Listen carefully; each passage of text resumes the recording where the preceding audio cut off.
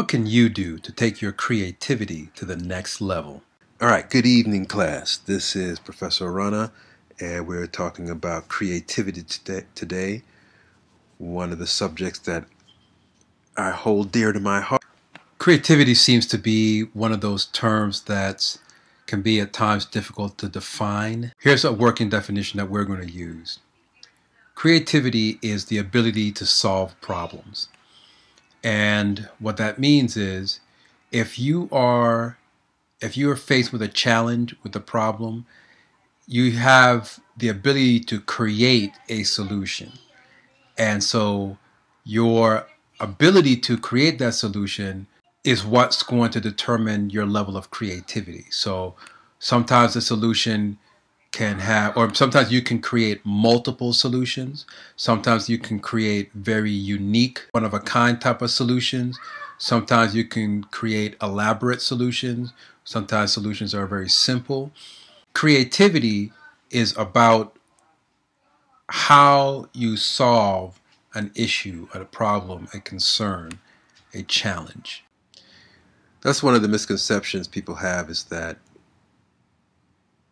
creativity doesn't require discipline. And it's absolutely not the case.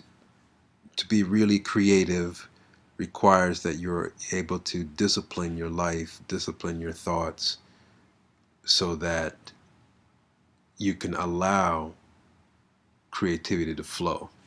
Now, we also often think about creativity and the difference between that and talent. Here, talent is that ability that you have, that you were born with, to be able to do a particular activity. And your talent can be shaped by all these different things. So it's actually been studied that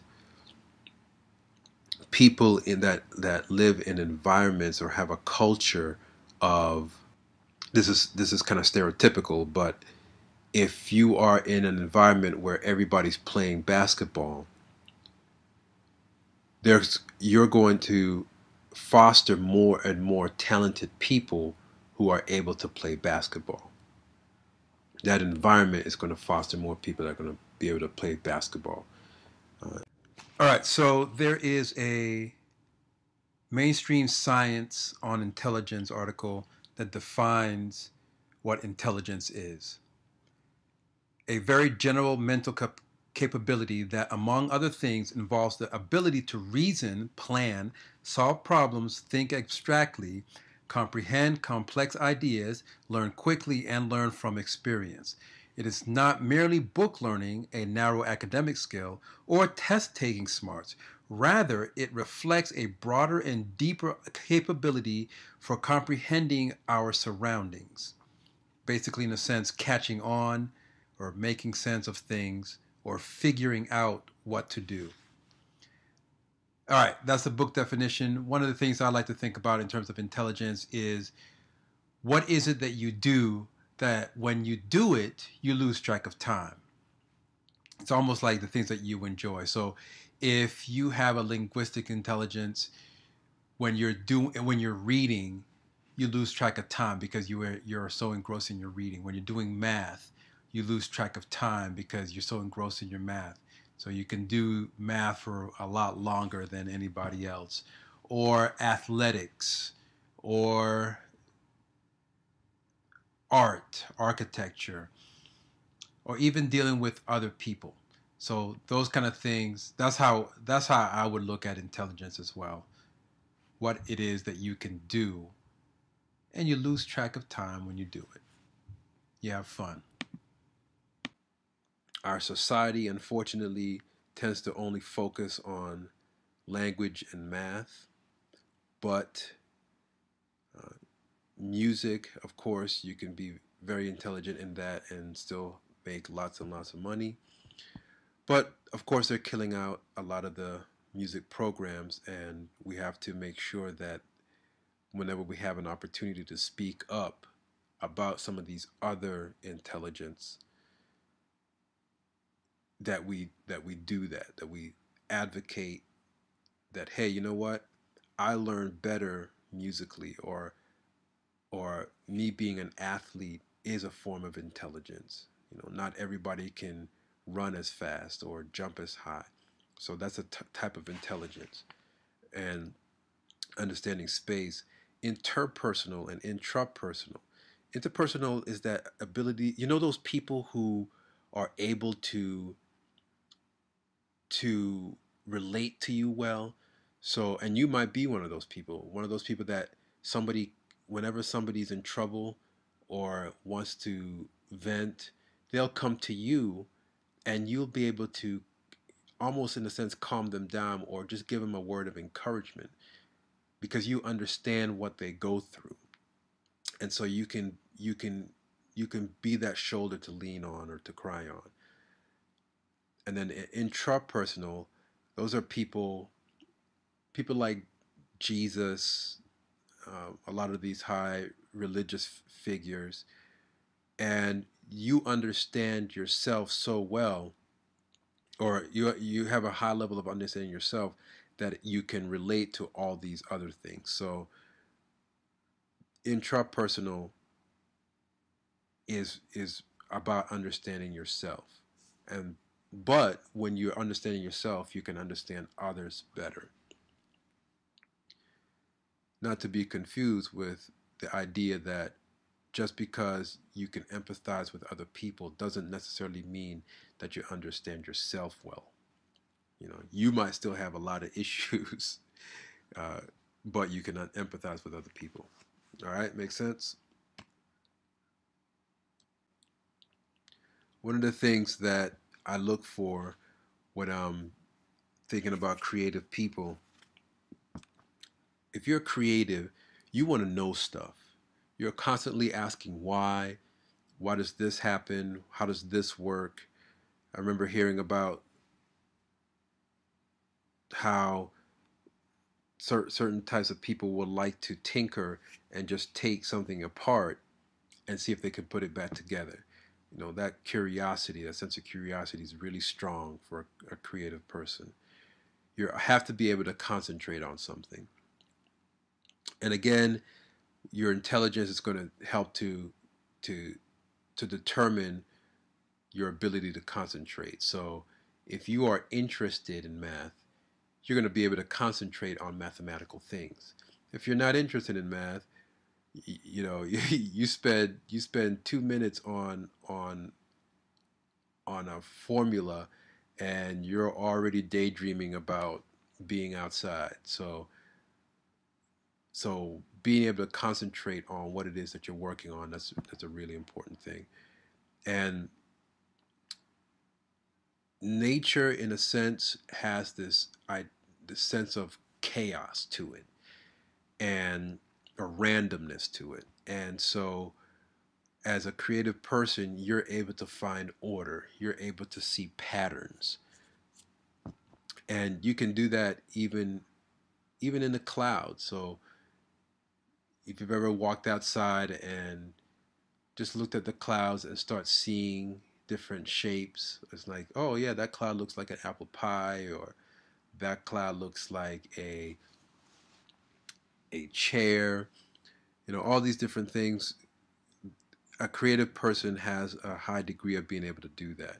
The mental agility is being able to think quickly.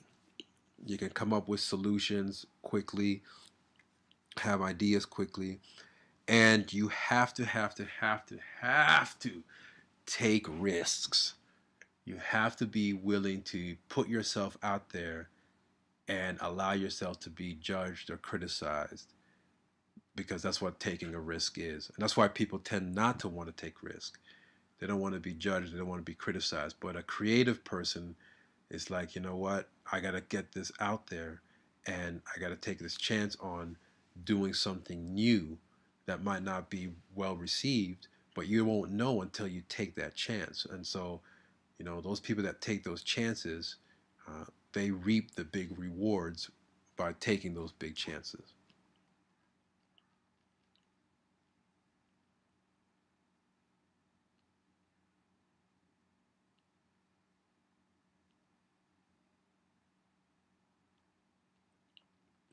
So, you want to get more creative, huh? You want to get more creative. Very simple things to do: exercise and eat well, take a walk outside, ride a bike. That's what I do pretty much every day.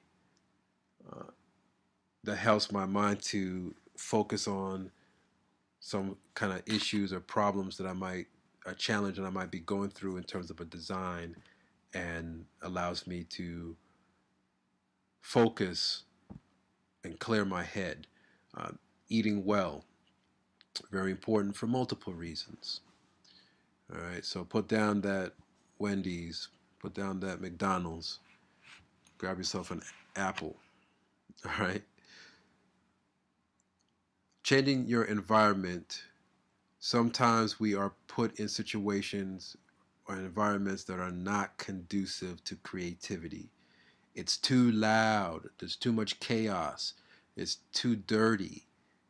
You need organization, you need cleanliness uh, in order for your creativity to really be expansed or expanded rather. And organization, again, in terms of times, what you can set up, that you can set aside to do your creative work. Sometimes some people are more morning people and they can create good creative ideas in the morning. Some people are night people. They get good creative ideas, late at night. So I'm that kind of person. So yeah, make time for it though. You can actually schedule time to be for your creative work to be done. And how you are motivated is really important. What gets you up in the morning? Why do you do what you do? What are you amped about? What gets you juiced? What gets you excited? Understanding that about yourself is a really good thing to do. Actually, you should take a test. There's a test that you can take online about your personality. That's a really good test to take. That'll help you to understand. Oh, you know what? I'm motivated by certain things, and that way, whenever you have a project that you're working on that you might not be so excited about, if you know what motivates you, you can adjust your motivation to fit a project that you're not that interested in, and therefore help you to motivate to finish that project. And be open to criticism. Again, when you take those risks, you got to put your energy out there. Got to put your work out there, and so you don't want to be highly critical of other people, and when people are critical of you, you don't want to fly off the handle and so when you're solving creative issues, you're solving a specific problem, and be specific about what the issue is that you're solving. Try to break things down into smaller parts. That way, you're not overwhelmed by the largeness of the problem. Brainstorming is a powerful tool. I think you probably learned that. I know I learned that in English class, how brainstorming works. Just getting ideas out there and writing them down, and you're not really worried about what makes sense. You just want to get as many ideas out there as possible. And of course, test it out.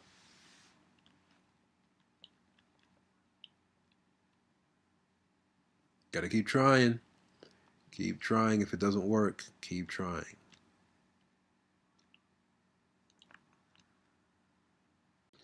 All right, that's about it.